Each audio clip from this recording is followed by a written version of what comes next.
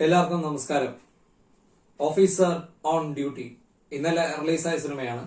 കുഞ്ചാക്കോ ബോബൻ, പ്രിയാമണി, ജഗദീഷ് എന്നിവർ പ്രധാന കഥാപാത്രങ്ങൾ അവതരിപ്പിച്ച, മാർട്ടിൻ പ്രക്കാട്ട് പ്രൊഡ്യൂസ് ചെയ്ത് നമ്മുടെ ജീത്തു അഷ്റഫ് എന്ന് പറയുന്ന ഒരാൾ സംവിധാനം ചെയ്ത സിനിമയാണ് ഓഫീസർ ഓൺ ഡ്യൂട്ടി. ട്രെയിലർ കണ്ട് ഭയങ്കര ഇംപ്രഷൻ ഒന്നും ഉണ്ടായില്ല. എങ്കിലും ഒരു സ്പെഷ്യൽ ഇൻവെസ്റ്റിഗേഷൻ ത്രില്ലർ, മലയാളികളെ ഇൻവെസ്റ്റിഗേഷൻ ത്രില്ലർ കണ്ട് മടുത്തിരിക്കുന്ന ഒരവസ്ഥയാണ്. അപ്പോൾ എന്തെങ്കിലും പുതുമയുള്ള നമ്മളെ ഈ രേഖാചിത്രം പോലെയൊക്കെയുള്ള സിനിമകൾ എന്തെങ്കിലും ആവും എന്ന് കരുതി. മാത്രമല്ല കുഞ്ചാക്കോ ബോബന്റെ ഒരു പുതുമയുള്ള ഒരു അവതരണ ശൈലി ഇതെല്ലാം കണ്ട് കാണണമെന്ന് തോന്നി വെറുതെ പോയി കണ്ടതാണ്. കാരണം കഴിഞ്ഞ ആഴ്ച വേറെ സിനിമകളൊന്നും കണ്ടില്ല. അങ്ങനെ പോയി കണ്ടു ഓഫീസർ ഓൺ ഡ്യൂട്ടി. സിനിമ ഒരു ക്രൈം ത്രില്ലർ ഒരു കാറ്റഗറി തന്നെയാണ്. ക്രൈം ത്രില്ലർ സ്വഭാവമുള്ള സിനിമ തന്നെയാണ്. അപ്പോ story, screen play, dialogue, direction, ഇത്രയും കാര്യങ്ങളെ പറ്റി പറഞ്ഞാൽ യാതൊരു പുതുമയും അവകാശപ്പെടാനാകാത്ത മൊത്തത്തിൽ യാതൊരു പുതുമയും അവകാശപ്പെടാനാകാത്ത ഒരു സിനിമ ആണ് എന്നാണ് എനിക്ക് പൊതുവെ തോന്നിയത്. പടം തുടങ്ങി, പടത്തിന്റെ ഇനിഷ്യൽ ഒരു ബിഗിനിങ് ഒക്കെ ഭയങ്കരമാണ്. കഥയുടെ ഒരു ഫസ്റ്റ് സീനൊക്കെ ഭയങ്കര ഇന്റൻസ് സീനാണ്. ആ സീനൊക്കെ കണ്ടു കഴിഞ്ഞാൽ ഒരു തീ കത്തുന്ന പോലെ ഭയങ്കരമായ ഒരു എഫക്ട് തരുന്ന ഒന്നാമത്തെ രംഗം. പിന്നെ അതിനെ തുടർന്ന് വരുന്ന കുഞ്ചാക്കോ ബോബൻ എന്നുള്ള ഒരു പോലീസ് ഓഫീസറുടെ ഇൻട്രൊഡക്ഷൻ, ആ സീനുകളൊക്കെ ഭയങ്കര പിടിച്ച് നമ്മളെ ഇങ്ങനെ നോക്കിക്കൊണ്ടിരിക്കുന്ന രീതിയിലുള്ള രംഗങ്ങളായിരുന്നു. കഥ എങ്ങനെ മുന്നോട്ട് പോയി, വലിയ വലിയ സംഭവ വികാസങ്ങൾ പെട്ടെന്ന് ഫാസ്റ്റാണ്, യാതൊരുവിധ ലാഗും ഇല്ലാത്ത പെട്ടെന്ന് സ്റ്റാർട്ടായി നല്ല സ്പീഡിൽ മൂവ് ചെയ്യുന്ന ഒരു കഥയായിരുന്നു. അങ്ങനെ പോയി ഇന്റർവെൽ വരെ എനിക്ക് നല്ല രീതിയിൽ കുഴപ്പമില്ല, നല്ലൊരു സിനിമ എന്ന് തന്നെ തോന്നി. കുറച്ച് മണ്ടത്തരങ്ങളും കാര്യങ്ങളൊക്കെ ഉണ്ട്. എങ്കിലും ഒരു സിനിമ എന്നുള്ള രീതിയിൽ, ഒരു തിയേറ്ററിൽ കാണുന്ന ഒരു സിനിമ എന്നുള്ള രീതിയിൽ നല്ല രീതിയിൽ പോയി. അത് കഴിഞ്ഞ് ഇന്റർവെൽ കഴിഞ്ഞ സിനിമ നേരെ ഈ പറഞ്ഞതുപോലെ ആ സ്പീഡും സംഭവ വികാസങ്ങളും ഇതെല്ലാം ഉണ്ടെങ്കിൽ പോലും സിനിമ നമ്മൾ എത്രയോ തവണ കണ്ട കാര്യങ്ങളെ വീണ്ടും വീണ്ടും വീണ്ടും കാണുമ്പോൾ കിട്ടുന്ന ഒരു മടുപ്പുണ്ടല്ലോ, ആ ഒരു മടുപ്പ് ഫീൽ ചെയ്തു.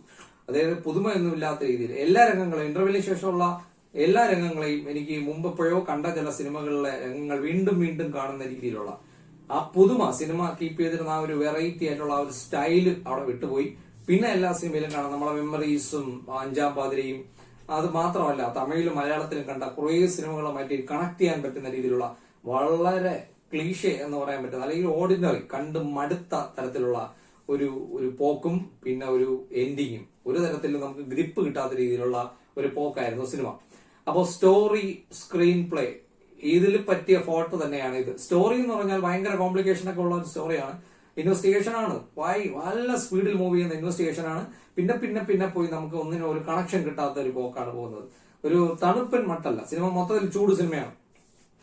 അപ്പോൾ story, screen play, dialogue, direction ഇതൊന്നും യാതൊരു പുതുമ അവകാശപ്പെടാനില്ല. പിന്നെ മേക്കിങ്ങിന്റെ കാര്യത്തിൽ ക്യാമറയുടെ കാര്യം ഭയങ്കര ഒരു ഡൾ ആയിട്ടുള്ള ഒരു പടമാണ്. നല്ല ഡൾ എഫക്റ്റ് ആണ് മൊത്തത്തിൽ. ഒരു ഇരുട്ട സെറ്റപ്പാണ്. അതില് 2 സ്റ്റണ്ടൊക്കെ ചെയ്തു വെച്ചിട്ടുണ്ട്. സ്റ്റണ്ട് ഭയങ്കര സംഭവമാണെന്നൊക്കെ പറഞ്ഞു. അതിൽ 2 സ്റ്റണ്ടുണ്ട്. സ്റ്റണ്ടിന്റെ കോറിയോഗ്രാഫി അടിപൊളിയാണ്. എന്ന് വെച്ചാൽ സ്റ്റണ്ടിന്റെ സ്റ്റണ്ട് എടുത്തിരിക്കുന്നത്, സ്റ്റണ്ടിൽ സംഭവിക്കുന്ന കാര്യങ്ങൾ അടിപൊളിയാണ്. സ്റ്റണ്ട് ചെയ്യുന്ന രീതി, ആ ഒരു സെറ്റപ്പ് ഒക്കെ ഇടലാണ്. പക്ഷെ ഒരു തരത്തിലും അതിനെ എൻജോയ് ചെയ്യാൻ പറ്റാത്ത രീതിയിൽ ക്യാമറ സൂം ലെൻസ് ഇട്ട് ഇങ്ങനെ ഭയങ്കര ഷേക്കും മൂവ്മെന്റ്സും വെച്ച് ഒരു തരത്തിലും നടക്കുന്നതൊന്നും എന്താണെന്ന് കാണാൻ പറ്റാത്ത രീതിയിലുള്ള ഒരു ഡള്ളായിട്ടുള്ള ഒരു ഇരുണ്ട അറ്റ്മോസ്ഫിയറിലുള്ള ഭയങ്കര സൂം ലെൻസ് ഒക്കെ ഉപയോഗിച്ച് ഒരു കണ്ണിന് ഒരു ഇറിറ്റേഷൻ തരുന്ന രീതിയിലുള്ള ഒരു വല്ലാത്ത ബോറൻ മേക്കിങ്ങിലൂടെ ആ ഒരു 2 സ്റ്റണ്ടിനെയും കുളമാക്കി കൈ തന്നിട്ടുണ്ട്. പ്രത്യേകിച്ച് പറഞ്ഞാൽ ക്ലൈമാക്സ് ഉണ്ട്. നല്ല ഇരുണ്ട അന്തരീക്ഷത്തിൽ ഒന്നും കാണാൻ പറ്റാത്ത രീതിയിൽ എന്തൊക്കെയോ അങ്ങോട്ടും ഇങ്ങോട്ടും മൂവ് ചെയ്യുന്നു എന്നുള്ളൊരവസ്ഥ. അപ്പോ അങ്ങനെ അത് പോയി. ക്യാമറയിൽ അങ്ങനെ പുതുമയായിട്ടൊന്നും അവകാശപ്പെടാനില്ല. ചേസ് സീനുണ്ട്, ആക്ഷൻ സീൻസ് ഉണ്ട്. ഇതൊക്കെ മേക്കിങ്ങിന്റെ ഒരു ഇതുകൊണ്ട് കുളമാക്കിയിട്ടുണ്ട്. പ്രത്യേകിച്ച് അതിലൊന്നും അവകാശപ്പെടാനില്ല.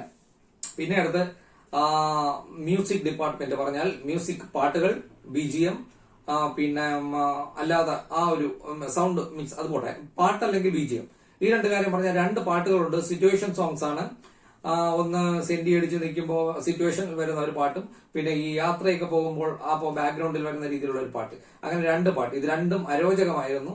പാട്ടെന്ന് പറയാൻ അവകാശപ്പെടാൻ പറ്റാത്ത ഒരു സംഭവം. ജേക്സ് ബിജോയ് ആണ് മ്യൂസിക് ചെയ്തിരിക്കുന്നത്. ജേക്സ് ബിജോയ് ആള് കിടുവാണ്. പിന്നെ ഈ പടത്തില് ഈ പടത്തിനെ ഒരു പടമായി നിർത്തുന്നത്, അല്ലെങ്കിൽ ഈ പടത്തിന്റെ ഒരു ഊർജ്ജമായിട്ട് സിനിമയെ നിലനിർത്തുന്നത് അതിന്റെ BGM ആണ്. BGM ഇന്റൻസ് ആയിട്ടുള്ള BGM അനാവശ്യമായി തുടക്കം മുതൽ അവസാനം വരെ ഇട്ടുപോയിട്ടുണ്ട്.